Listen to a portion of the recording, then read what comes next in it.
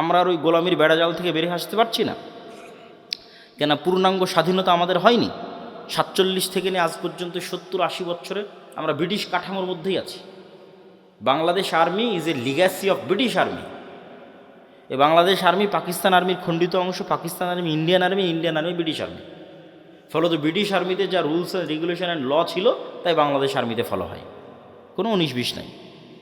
তারপর আমাদের যে কোর্ট, এটা ব্রিটিশ কোর্ট, সেটাই হুবহু ফলো হয়।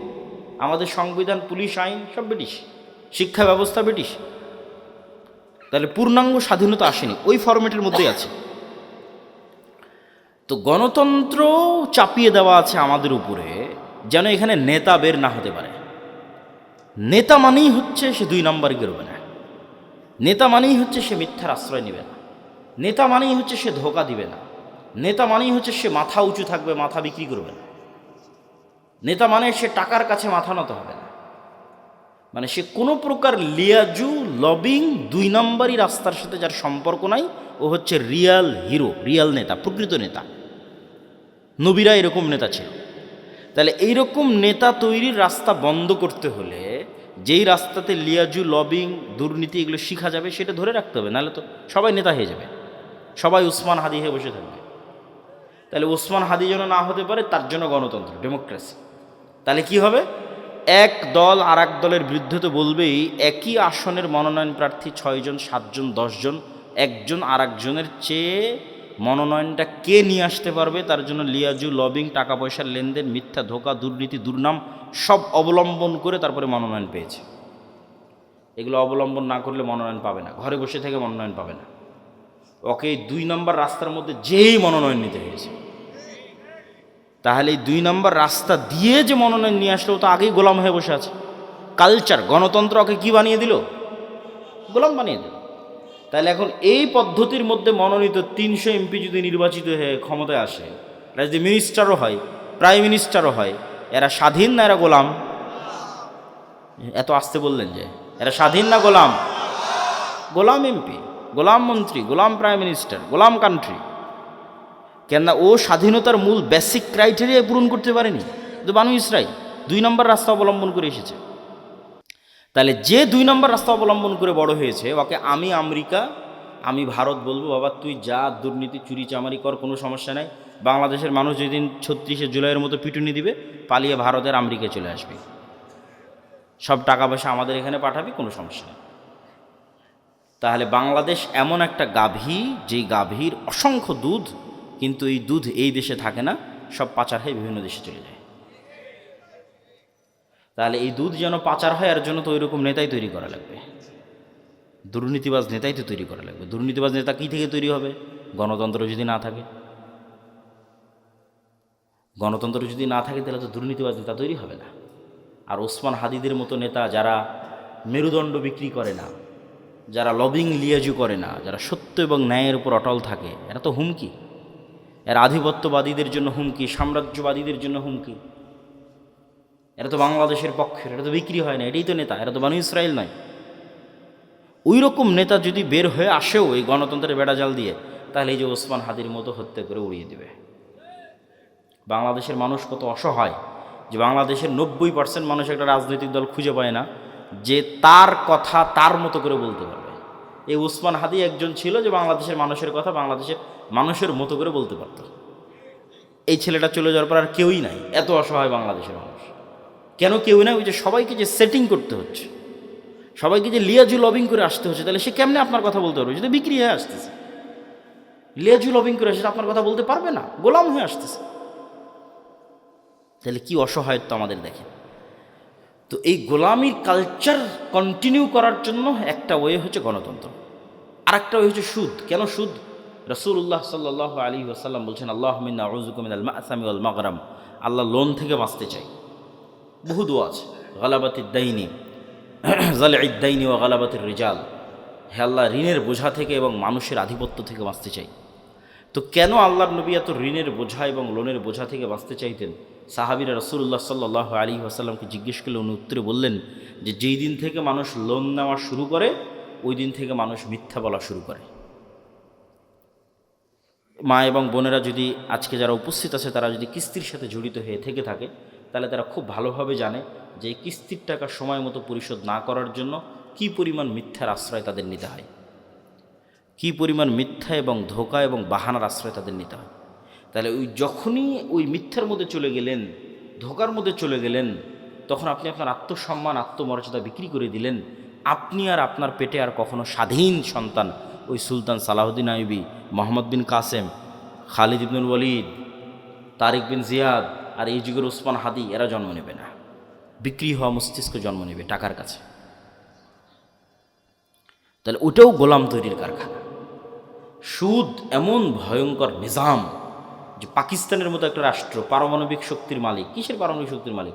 পাকিস্তানের বাপেরও ক্ষমতা নেই নিজের ইচ্ছাই ওই পারমাণবিক বমের সুইচের বাটন দাবাবে। কেননা ও তো নিজেই কোটি কোটি টাকা IMF ওয়ার্ল্ড ব্যাংকের কাছে কর্য করে রেখেছে। তা IMF ওয়ার্ল্ড ব্যাংক আমেরিকা আর মানে পাকিস্তানের আব্বা, আমেরিকা যতক্ষণ অর্ডার পারমিশন না দিবে ততক্ষণ ওই দাবাতেই পারবে না ওই পারমাণবিক বমের সুইচ। তাহলে এই বড় বড় রাষ্ট্রগুলো গোলাম হয়ে আছে কিসের কাছে? সুদী অর্থনীতির কাছে, সুদী লোনের কাছে। আর এই বেড়াজাল আপনি ভাঙতে পারবেন না, এই সুদী বেড়াজাল আর এই গণতন্ত্রের বেড়াজাল ইমান বিল গায়েব এবং তাওহীদ, এই দুটার সংমিশ্রণ ছাড়া। ইমান বিল গায়েব এবং তাওহীদের সংমিশ্রণ ছাড়া ভাঙতে পারবেন না। কিভাবে আপনাকে বুঝিয়ে বলি। ইমান বিল গায়েবের এক পরকালমুখী জীবন ব্যবস্থা, বস্তুবাদী নয়, দুনিয়ামুখী নয়। কল্পনা করেন আজকে এই পুরো বাংলাদেশের মানুষ আন্দোলন, মিছিল, মিটিং, ভোট করে আমাকে প্রধানমন্ত্রী বানিয়ে দিল।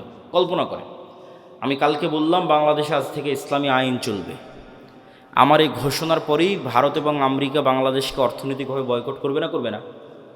করবে। যেমন ইরানকে বয়কট করেছে, যেমন ভেনেজুয়েলার প্রধানমন্ত্রীকে উঠিয়ে নিয়ে চলে গেছে, তো বয়কট করবে। তো যখন বয়কট করবে তখন এই দেশের যে সুযোগ সুবিধাগুলো আপনি এখন ভোগ করতেছেন, এখন এই যে বিদ্যুৎ চলতেছে, ডলার আসতেছে, প্রবাসীরা কাজ করতেছে, ইউরোপ আমেরিকায় অসংখ্য প্রবাসী আছে, বিজনেস চলতেছে, LC হচ্ছে, কত কি আছে, এগুলো সব একদিনে ডাউন হয়ে যাবে এবং এই ডাউন করার ক্ষমতা তাদের আছে।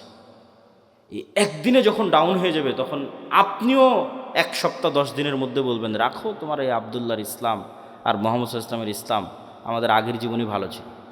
কারেন্ট নাই, বিদ্যুৎ নাই, AC নাই, ফ্রিজ নাই, ডলার নাই, টাকা নাই, পয়সা নাই, কিসের ইসলাম?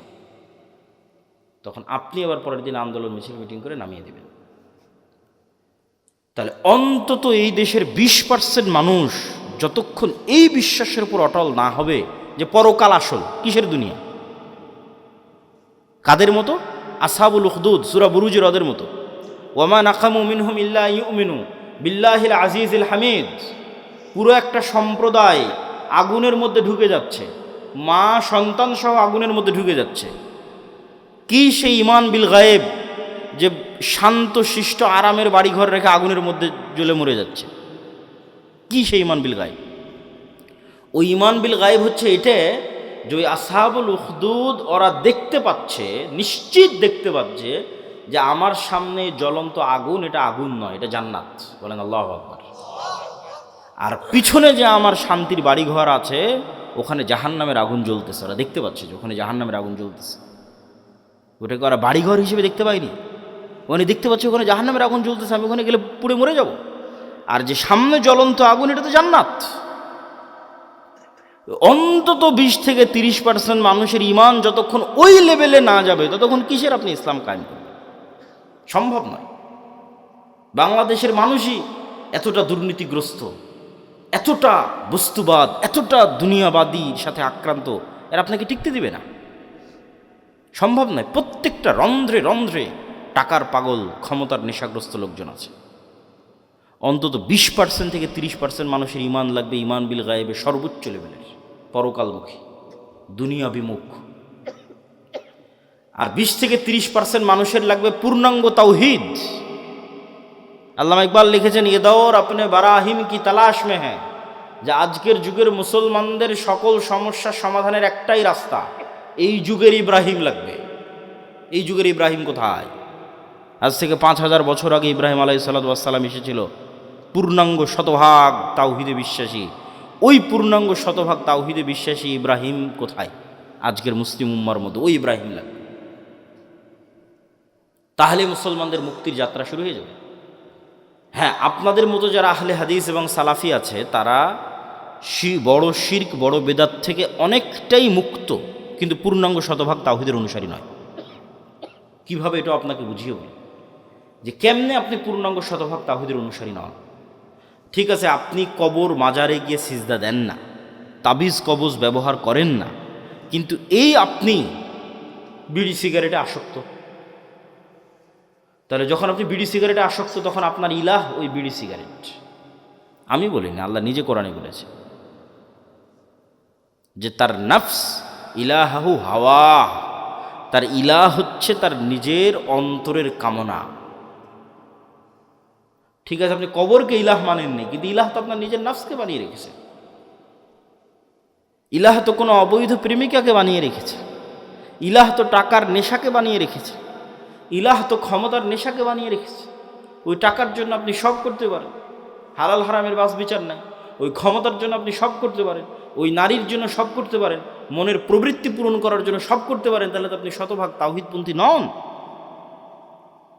তাহলে তো আপনি ইব্রাহিম আলাইহিসসালাতু ওয়াসসালামের মতো হতে পারলেন না, যে ইব্রাহিম আলাইহিসসালাম এবং ইসমাঈল আলাইহিসসালাম আসলামা ওয়া তাল্লাহু লিল জাবিন, নিজের ইচ্ছার বিরুদ্ধে গিয়ে সন্তানকে জবাই করতেছে, আর সন্তান নিজের ইচ্ছার বিরুদ্ধে গিয়ে জবাই হওয়ার জন্য রাজি হয়ে যাচ্ছে। কেন?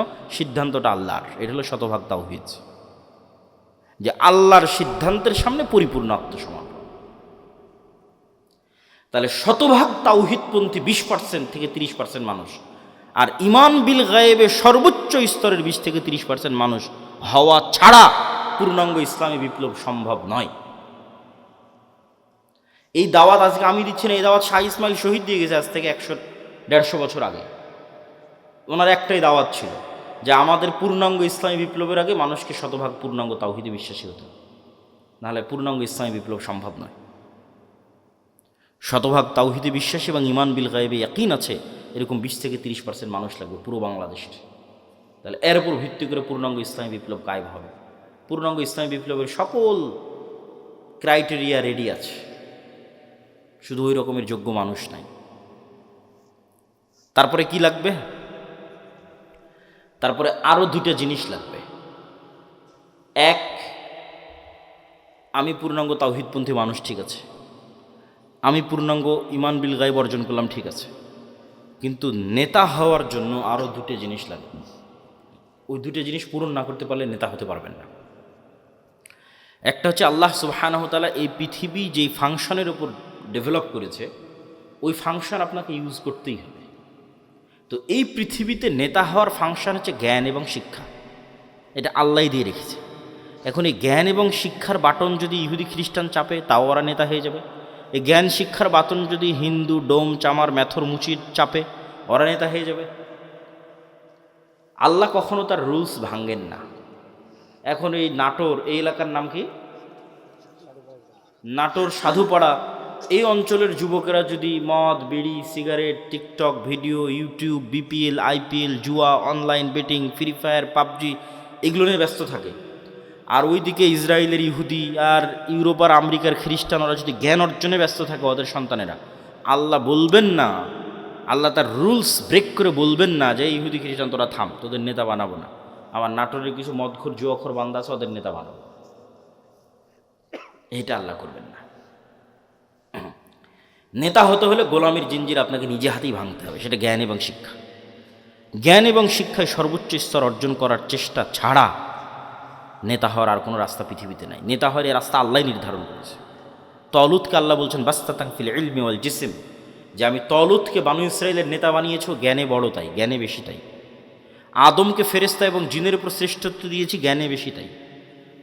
আল্লাহ সুবহানাহু ওয়া তাআলা নিজের রুবুবিয়ত এবং উলুহিয়তের চ্যালেঞ্জ দিয়েছেন তার জ্ঞান দিয়ে, সবার চেয়ে অসীম জ্ঞানের অধিকারীকে। তাহলে শক্তিশালী হওয়ার নেতা হওয়ার রাস্তা জ্ঞান, যে গ্রহণ করবে সেই নেতা হবে, আল্লাহ বাধা দিবেন না। আর মুসলমান যদি গ্রহণ না করে কি করার বলেন? কিছুই করার নেই।